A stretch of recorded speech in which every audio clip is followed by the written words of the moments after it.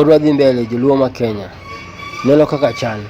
Akelo ni weche manyien, akelo ni weche maler, akelo ni puonj maber.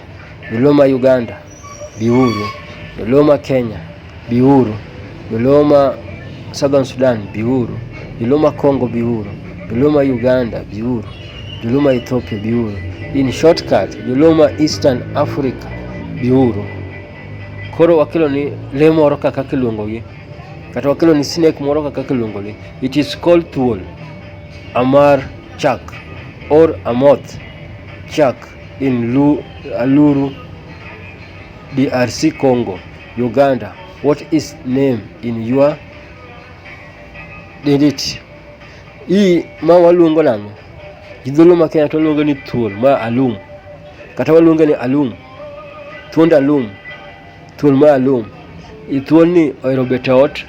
Thuol ni ohero bet e lum. Thuol ni ohero bet e yien. Iluongo ni thuol alum.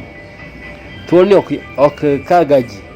Thuol alum en thuol mayo mokal gaji. Thuol alum ni kata gweno chame. Gweno chame. Jidhulu ma Kenya to waluongo ni thuol alum.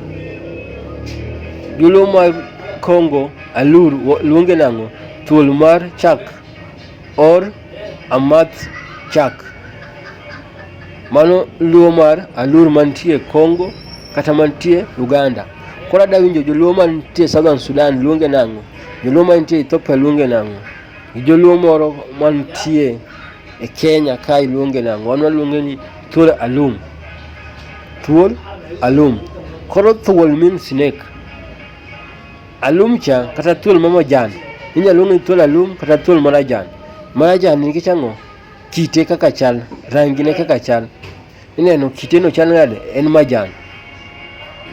Kata en alum, ochal gi lum.